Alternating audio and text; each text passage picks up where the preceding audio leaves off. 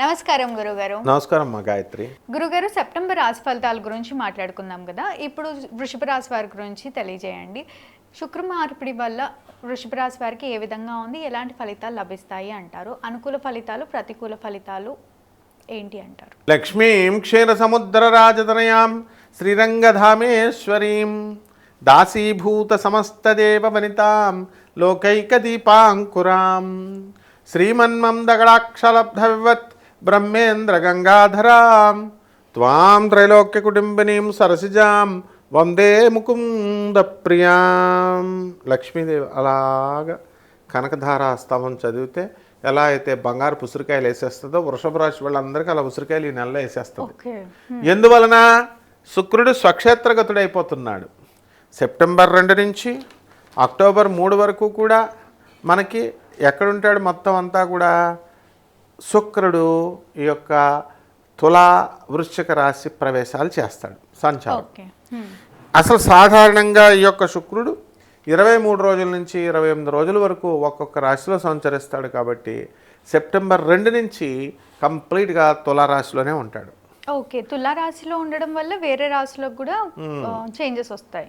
తులారాశిలోకి వెళ్తే భార్యలు బాగా చూసుకుంటారు, భార్యల సంపాదన ఎక్కువ అవుతుంది, భార్యలు వాళ్ళ తేవాల్సినటువంటి ప్రాపర్టీలన్నీ కూడా కట్నాలు ఇవన్నీ కూడా తెచ్చి వృశ్చిక రాశి వాళ్ళకి తెచ్చేస్తారు. అయితే వీళ్ళందరికీ కూడా కేతువు మనకి సింహరాశిలో ఉన్నాడు కాబట్టి అర్ధాష్టమ కేతుగ్రహ ప్రభావం వలన వీళ్ళకి డిప్రెషను, ఒంటరితనం, నిరాశ ఇవన్నీ వచ్చేస్తాయి. డబ్బులు వచ్చినా ఎన్ని వచ్చినా సరే వృషభ రాశి వాళ్ళందరికీ కూడా కొంచెం నీరసంగా ఉంటుంది, డిప్రెషన్ ఉంటుంది, నీరసం, డిప్రెషన్ వస్తాయి. తర్వాత ఈ రాశి వారికి అందరికీ కూడా అకారణమైనటువంటి శత్రువులు పెరిగిపోతారు. మొత్తము మనకి ఈ యొక్క శుక్ర సంచారం వలన ఏమవుతోందండి అని అంటే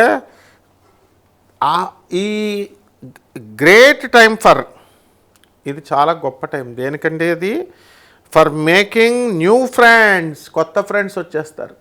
ఓకే, మిగతా వాళ్ళందరికీ కొత్త శత్రువులు వచ్చేస్తారు అలా. అండ్ షేరింగ్ బిగ్ ఐడియాస్, పెద్ద పెద్ద ఐడియాలు వేసేస్తూ ఉంటారు. బ్రాడ్కాస్ట్లు చేద్దాం, తర్వాత ఇంకా టీవీ తెప్పిద్దాం మంచిగా, ఇట్లా రకరకాల పెద్ద పెద్దగా ఛానల్ని డెవలప్ చేద్దాం అట్లా.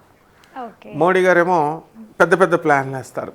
ట్రంప్ ఏంటి, మిగతా అన్ని దేశాలని మనం కలుపుదాం, మన భారతీయుల్ని హైఫై చేద్దాం, ఇట్లా ఆ రకంగా వృషభ రాశి వాళ్ళు ఆ టైప్లో ప్లానింగ్స్ వస్తాయి. అయితే ఆదాయాలు బాగా పెరుగుతాయమ్మ, గతం కంటే కూడా గత నెల కంటే ఈ నెలలో బాగా పెరుగుతాయి. అండ్ ఈ యొక్క వ్యవసాయం చేసేటటువంటి రైతులు వాళ్ళు బాగా డెవలప్మెంట్ అనేది చేసుకుంటారు. ఆర్థిక పరంగా నో ప్రాబ్లం. ఓకే, కోల్డ్ స్టోరేజీలు, చేపల రొయ్యల చెరువులు, వ్యాపారాలు ఇవన్నీ పనిచేస్తాయి, బాగా లాభాలు చేస్తాయి.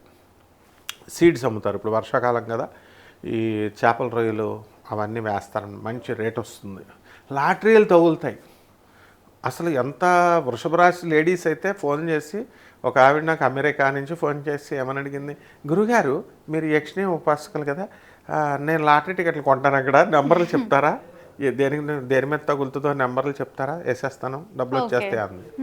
అమ్మ అలా కుదరదమ్మా అన్నాను. అంటే కొత్త కొత్త ఐడియాస్, క్రియేటివ్ ఐడియాస్ వచ్చేస్తాయి. ఆ తర్వాత అలా అయితే అందరు కొనేస్తారు కదా లాటరీ టికెట్లు, ఇంక నేను వరల్డ్ ఫేమస్ అయిపోతాను. 10 సంవత్సరాల నుంచి చేస్తుంటే ఇప్పుడు వరకు నన్ను పలకరించింది ఎంతమంది అనుకుంటున్నావు? 6గురే. కాబట్టి మరి ఈ రకంగా వృషభ రాశి వాళ్ళందరూ కూడా గొప్పవాళ్ళు అయిపోతారు. చూసా 10 సంవత్సరాల నుంచి కష్టపడుతుందని 6గురే గుర్తిస్తున్నారు, కానీ వృషభ రాశి వాళ్ళందరినీ కూడా తెగ గుర్తిచ్చేస్తారు.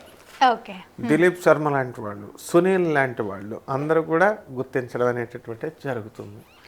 తర్వాత ఈ రాశి వారికి పెళ్ళిళ్ళు అయిపోతాయి. సెప్టెంబర్ నెలలో ముహూర్తాలు ఉన్నాయి. ఓకే, లవ్లు, రిలేషన్షిప్లో ఉన్నటువంటి వాళ్ళు కూడా బ్రేకప్స్ ఉండవు అనమాట, కొంచెం పోస్ట్ పోన్ అవుతాయి.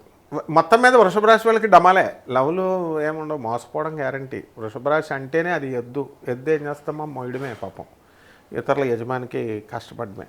నాది కూడా వృషభ రాశి కాబట్టి ఎట్టి పరిస్థితుల్లో ఈ యొక్క వృషభ రాశి వాళ్ళు ఈ నెలలో బాగుందన్నమాట.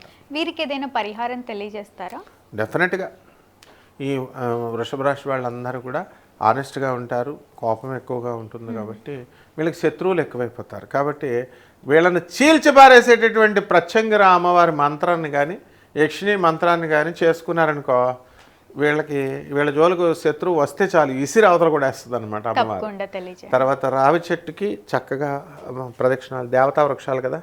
ఇప్పుడు మర్రి చెట్టు ఉందనుకో, మర్రి చెట్టు ఓళ్ళకి ఏలాడదీసేస్తుంది అమ్మవారు. యక్షిణీ మంత్రం మనం చేస్తే ఎవడైతే మనకి హాని చేయాలనుకునే శత్రువులు ఉంటారో వాళ్ళందరినీ మర్రి చెట్టు ఓడలకి వేసి లేపేస్తుంది అనమాట. అంత శక్తి మనకి యక్షిణీ మాత ఇస్తుంది. కాబట్టి ఏదో ఒక కామేశ్వరి యక్షిణి, ధనదా యక్షిణి, ఏదో ఒక యక్షిణీ మంత్రం జపం చేసుకోవడం, లేకపోతే కనుక ప్రత్యంగిర అమ్మవారి మంత్రాన్ని జపం చేసుకోవడం ఇంట్లో, లేదా దుర్గాదేవికి కుంకుమార్చన చేసుకోవడం. అమ్మల గన్నయమ్మ ముగురమ్మల మూలపుటమ్మ చాలా పెద్దమ్మ సురారులమ్మ వేల్పుటమ్మల మనంబల నుండెడియమ్మ దుర్గ మాయమ్మ కృపాబ్ధినిచ్యుత మహత్వ కవిత్వ పటుత్వ సంపదల్ అంటూ పోతనామాచ్యులు అమ్మవారిని పూజ చేసేసరికి వైకుంఠం వచ్చేసింది ఆయనకి. అలాగా గొప్ప పేరు ప్రతిష్టలు ఇవన్నీ కూడా వచ్చేస్తాయి. ఈ పరిహారాలు చేస్తే చాలు. డెఫినెట్గా గురువుగారు, ధన్యవాదాలు. ధన్యవాదాలు. చూసారు కదా, మా వీడియో మీకు తప్పకుండా నచ్చిందని అనుకుంటున్నాను. అలా అయితే లైక్ చేయండి, షేర్ చేయండి. మరిన్ని ఇలాంటి ఇంట్రెస్టింగ్ వీడియోస్ కోసం మా ఛానల్ని సబ్స్క్రైబ్ చేసుకోండి. మీ జన్మజాతకం గురువుగారి ద్వారా తెలుసుకోవాలి అనుకుంటే వీడియోలో స్క్రోల్ అవుతున్న నెంబర్ని కాంటాక్ట్ అవ్వచ్చు. ధన్యవాదాలు.